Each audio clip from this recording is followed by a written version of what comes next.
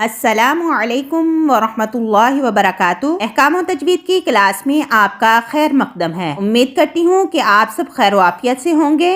آج کی جو ہماری کلاس ہے وہ حمزۃ الوصل کے بارے میں ہے۔ سابقہ کلاس میں ہم نے زائد الف کو پڑھا اور سیکھا۔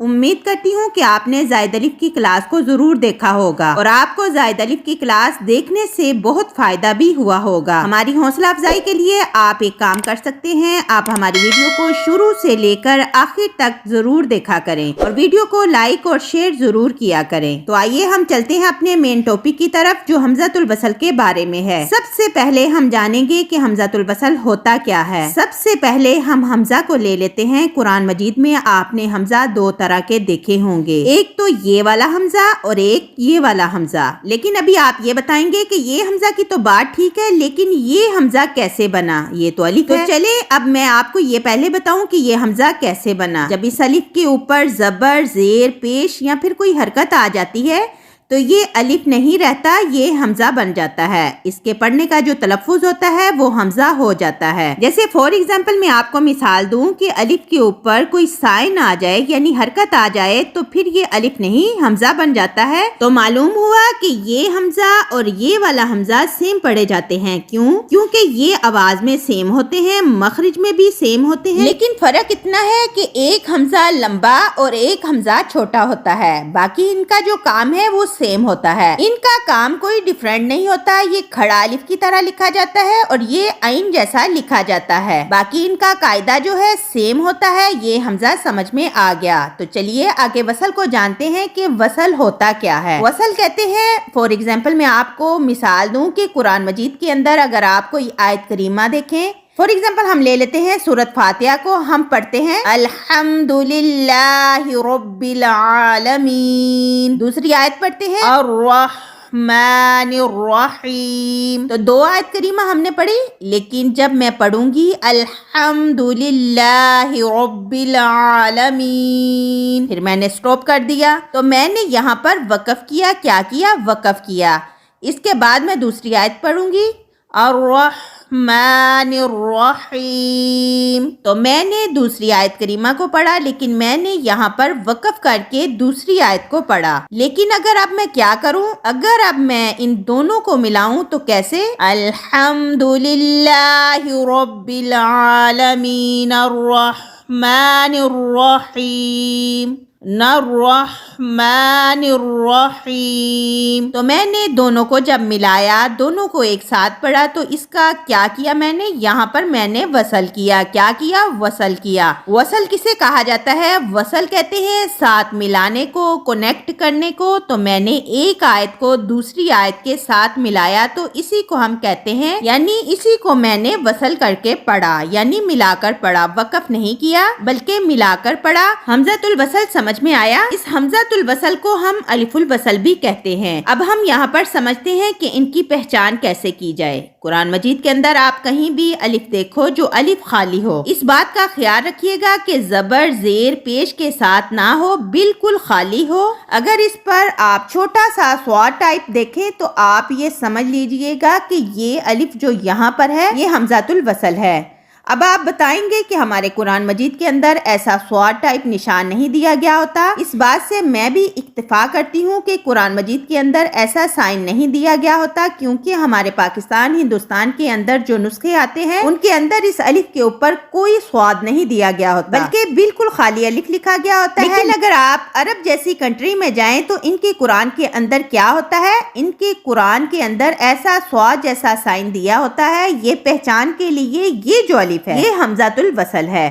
لیکن ہمارے قرآن کے اندر ایسا سائن نہیں ہوتا، تو اب ہم کیسے معلوم کریں گے کہ اس کو کیسے پڑھنا ہے؟ اس پر زبر، زیر، پیش کیسے لگانی ہے، یہ انشاءاللہ آج میں آپ کو سمجھانے والی ہوں۔ حمزۃ الوصل کو سمجھ لیا، سائن کے بارے میں معلوم ہو گیا، سائن نہ بھی ہو تو خالی الف ملے گا ہی ملے گا۔ قرآن مجید کے اندر ہر کوئی الف جو ہے وہ حمزۃ الوصل ہے، لیکن اس بات کو خیال میں رکھیے کہ ہر کوئی حرف جو ہوتا ہے اس کے سٹارٹنگ میں جو الف ہوتا ہے قرآن مجید کے اندر जितने भी हरूफ हैं अगर वो स्टार्ट हो रहे हैं अलिफ से, किससे? अलिफ से, तो आप ये जान लीजिए कि ये जो अलिफ है वो हमज़ातुल वसल है। क्या है? हमज़ातुल वसल है। उम्मीद करती हूँ इतना समझ में आ गया होगा। अब कायदे की बात करते हैं कि हमज़ातुल वसल का कायदा क्या है। बिल्कुल इजी है, बिल्कुल आसान है। आप जब हमज़ातुल वसल को देखते हो तो इस पर आप ज़बर ज़ेर की गलतियाँ करते हो। हमज़ातुल वसल का कायदा बिल्कुल आसान है। आप जो कंफ्यूज हो जाते हो वो है इराब के अंदर, यानी ज़बर ज़ेर हरकत के अंदर हो जाता है। बाकी हमज़ातुल वसल बिल्कुल आसान है। अब आप समझिए हमज़ातुल वसल का कायदा। देखिए कुरान मजीद के अंदर कोई भी हरफ अलिफ से शुरू होता हो, यानी खाली अलिफ से शुरू होता हो, अब हम उस अलिफ को पढ़े, यानी उस अलिफ से स्टार्ट करें, पढ़ना शुरू करें, तो उस अलिफ को हमजा बनाकर पढ़ना पड़ता है। लेकिन अगर हम वसल करें, यानी पिछले वाले को अलिफ से मिलाकर पढ़े, तो हमने उस अलिफ को नहीं पढ़ना होता। वो अलिफ वहाँ पर हमज़ातुल वसल हो जाता है, यानी वो वसल की सूरत में गिर जाता है, हज़फ हो जाता है, उसका तलफ़्फ़ुज़ नहीं किया जाता।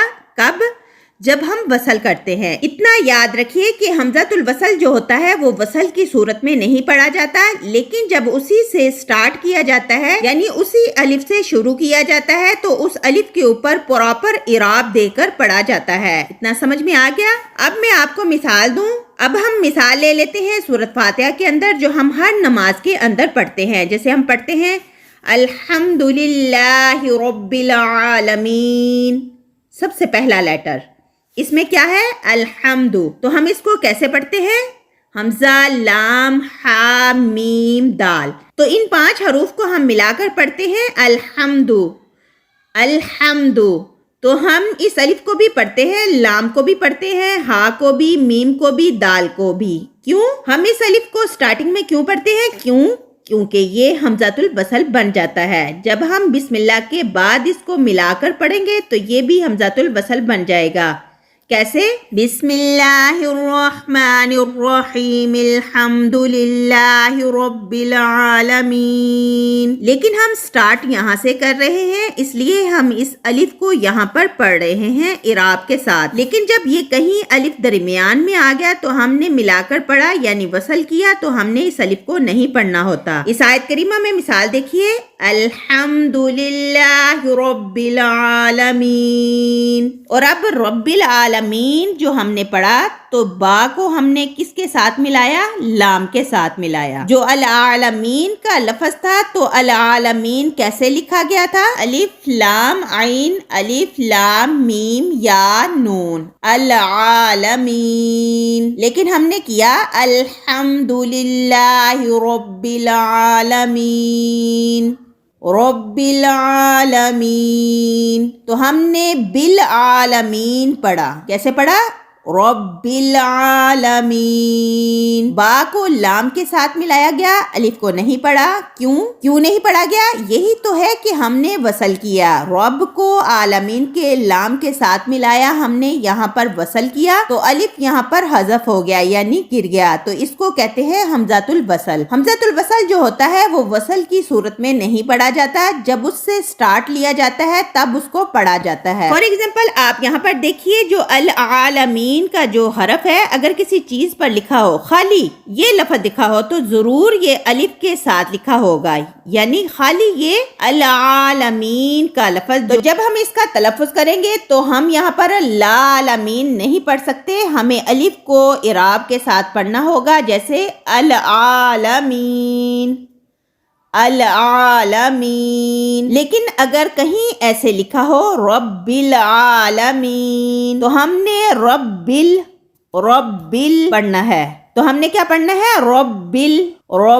आलमीन। अलिफ को नहीं पढ़ना है। यही होता है कि जब हम वसल करते हैं, मिलाकर पढ़ते हैं, तो अलिफ हज़फ हो जाता है। जब उसी से स्टार्ट करते हैं तो उस अलिफ को पढ़ा जाता है। बस हमज़ातुल वसल का यही कायदा है। अब आप अगली आयत को देखें, अर्रहमानिर्रहीम, अर्रहमानिर्रहीम। ये दोनों लफ्ज जो यहाँ पर हैं, उनको आप कुरान मजीद के अंदर देखोगे तो ये दोनों हरूफ खाली अलिफ से लिखे गए हैं। ना इन पर जबर जेर पेश कुछ भी नहीं है। तो हम कैसे शुरू करते हैं? अर्रहमानिर्रहीम। पहले हमने अलिफ को पढ़ा। क्यों? کیونکہ ہم نے وہاں سے سٹارٹ کیا. الرحمن الرحیم. دوسرے میں ہم نے نررحیم نررحیم. تو دوسرے میں ہم نے الف کو کیوں نہیں پڑھا؟ کیونکہ ہم نے اس پر وصل کیا. پہلے کو ہم نے وصل نہیں کیا بلکہ سٹارٹ کیا یعنی شروع کیا. تو بعد والے کو ہم نے وصل کیا تو حمزۃ الوصل وہاں پر حذف ہو گیا یعنی گر گیا، میوٹ ہو گیا، ہم نے بالکل نہیں پڑھا. تو امید کرتی ہوں اتنا سمجھ میں آ گیا ہوگا. تو چلیے اب آپ اگلی آیت کریمہ کو دیکھیے. مالک یوم الدین. مدین. مدین میں ہم نے کیا کیا؟ میم کو دال کے ساتھ ملایا تو الف کو نہیں پڑھا گیا. کیوں؟ کیونکہ یہاں پر ہم نے حمزۃ الوصل کیا. اگر ہم یہاں پر الدین خالی دیکھیں، الف لام دال یا نون، تو ہمیں الدین پڑھنا پڑے گا. الف پر زبر لگا کر دال سے ملائیں گے الدین، تو یہ حمزۃ الوصل ہو جاتا ہے. تو مجھے امید ہے کہ آپ کو حمزۃ الوصل سمجھ میں آیا ہوگا. لیکن آپ کنفیوز کہاں پر ہو جاتے ہیں کہ جب ہم قرآن مجید پڑھ رہے ہوتے ہیں اور درمیان میں ایسے الف خالی آ جاتے ہیں، تو اب ہم اس الف پر زبر لگائیں یا زیر یا پھر پیش لگائیں. عموماً جو قرآن مجید پڑھنے والا ہوتا ہے اور تجوید کو جاننے والا نہیں ہوتا تو اس کو بہت پرابلم جیسی ہو جاتی ہے اس کے جاننے میں. لیکن میں آج آپ کو اس ویڈیو میں یہ سب بتانے والی ہوں تاکہ آپ کے سب ڈاؤٹس کلیئر ہو جائیں. تو سب سے پہلے میں آپ کو حرکت کی پہچان کراؤں گی کہ یہ الف جو خالی ہوتے ہیں ان کے اوپر ہم زبر زیر پیش لگانی ہے. اگر غلط لگا دی تو میننگ چینج ہو سکتا ہے. تو اب ہم اس پر اعراب کیسے لگائیں؟ تو چلیے میں آپ کو بتاتی ہوں. سب سے پہلا پوائنٹ، تو سب سے پہلا پوائنٹ آپ اپنے ذہن میں رکھیے اور اپنی نوٹ بک میں نوٹ کر لیں اور پھر قرآن پڑھتے سمے اس کو قرآن میں ضرور اپلائی کریں. قرآن مجید میں کوئی بھی حروف ہو جو الف لام سے شروع ہو، کس سے شروع ہو؟ الف لام سے شروع ہو، تو آپ نے ہر ہمیشہ اس پر زبر لگانی ہے. کیا لگانی ہے؟ زبر لگانی ہے. میں پھر سے بتاتی ہوں کہ قرآن مجید کے اندر کوئی بھی ورڈ جو الف لام سے شروع ہوتا ہو، اگر آپ نے اس الف کو پڑھنا ہوگا یعنی وہ الف خالی ہو اور آپ نے اس کو پڑھنا ہو تو آپ نے اس الف پر زبر لگانی ہے. آپ اس قاعدے کو نوٹ کر کے قرآن میں ضرور اپلائی کریں اور اپنے دماغ میں بٹھا لیں کہ جو بھی حروف الف لام سے شروع ہو، کس سے شروع ہو؟ جو بھی حروف الف لام سے شروع ہو اس الف پر زبر لگانی ہے. اب آپ ان حروف پر غور کریں، جیسا الذین، اللتی، الملک، القدوس، المہیمن، العزیز. آپ نے قرآن مجید میں دیکھا ہوگا الذین کا جو یہ الف ہے وہ خالی رہتا ہے، اس کے اوپر نہ زبر ہوتی ہے، نہ زیر اور نہ ہی پیش ہوتی ہے. تو بہت سے لوگ کنفیوز ہو جاتے ہیں کہ ہم اس پر زبر لگائیں، زیر لگائیں یا پھر پیش لگائیں. تو میں نے آپ کو سٹارٹنگ میں کیا بتایا کہ کہیں پر بھی الف لام کے ساتھ کوئی حرف آ جائے یا لکھا جائے تو اس الف کے اوپر زبر لگانی ہوگی ہر ہمیشہ. امید کرتی ہوں سمجھ میں آیا ہوگا. تو یہاں پر دیکھیے الذین تو ہم الذین پڑھتے ہیں، اللتی تو ہم اللتی پڑھتے ہیں، الملک تو ہم الملک پڑھتے ہیں، السلام، المہیمن، العزیز، الغفار. تو ٹھیک ہو گیا کہ ہم جب بھی الف لام کو پڑھتے ہیں تو الف پر زبر آتی ہے. تو یاد رکھیے قرآن مجید میں کوئی بھی حرف ہو اور وہ الف لام سے شروع ہو تو ہمیں اس الف پر زبر لگانا ہوگی. تو یاد رکھیے ہم اس کو کبھی بھی الذی نہیں پڑھ سکتے اور نہ ہی الذی پڑھ سکتے ہیں، نہ ہی التی پڑھ سکتے ہیں اور نہ ہی التی پڑھ سکتے ہیں، نہ ہی المالک پڑھ سکتے ہیں اور نہ ہی المالک پڑھ سکتے ہیں. ہر حال میں جو الف لام سے شروع ہو ان پر زبر ہی آئے گی. تو ہو گیا پہلا پوائنٹ کلیئر. تو اب ہم چلتے ہیں دوسرے پوائنٹ یعنی دوسرے سوال کی طرف کہ کچھ حروف ایسے بھی آ جاتے ہیں جو الف لام سے شروع نہیں ہوتے، مگر پہلے پوائنٹ میں ہم نے پڑھا کہ جو بھی ورڈ الف لام سے شروع ہو اس الف پر زبر لگانی ہوگی. مگر قرآن مجید میں کچھ ایسے الفاظ بھی ہیں جو الف سے تو شروع ہو رہے ہیں مگر لام نہیں آتا. تو اب ہمیں اس کو کیا کرنا ہوتا ہے؟ اب ہمیں اس کے تیسرے لیٹر کو دیکھنا ہوتا ہے. کس کو دیکھنا ہوتا ہے؟ اس کے تیسرے لیٹر کو دیکھنا ہوتا ہے. اگر تیسرے لیٹر کے اوپر یعنی تیسرے حروف کے اوپر پیش ہوگا تو حمزۃ الوصل بھی پیش کے ساتھ آئے گا. کیا آئے گا؟ پیش کے ساتھ آئے گا. اگر تیسرا لیٹر زبر زیر کے ساتھ ہوگا تو حمزۃ الوصل بھی زبر زیر کے ساتھ آئے گا. جیسے قرآن مجید میں اشدد کا لفظ آیا ہے تو یہ سٹارٹ ہوتا ہے الف سے، خالی الف سے. لیکن ہم اسے اشدد کیوں پڑھتے ہیں؟ کیونکہ دال کے اوپر پیش آیا، یعنی تیسرے لیٹر پر پیش آیا تو آٹومیٹکلی الف پر پیش آیا۔ اب یہاں پر آپ ایک اور حرف کو دیکھیے، جیسے ارجعی، تو اب ارجعی کے الف کے نیچے زیر کیوں آیا؟ کیونکہ یہاں جیم کے نیچے زیر آئی، تیسرے لیٹر کے نیچے، تو حمزہ کے نیچے بھی ہم نے زیر لگائی، تو ہم نے پڑھا ارجعی الی ربک اشدد بہ ازری، تو ہم نے اس کو ایسے پڑھنا ہوتا ہے۔ لیکن اب آپ کا یہاں دوسرا سوال کھڑا ہو جائے گا کہ چلو ہم نے جان لیا کہ تیسرا لیٹر جس پر زبر زیر یا پیش آتی ہے تو ہم نے حمزہ پر بھی زبر زیر پیش لگا کر پڑھ لیا، مگر قرآن مجید میں کچھ حروف ایسے ہیں جن پر ہم کو زیر لگا کر پڑھنا ہوتا ہے، مگر ان کا تیسرا لیٹر پیش کے ساتھ ہے، جیسے امشو، ابنو،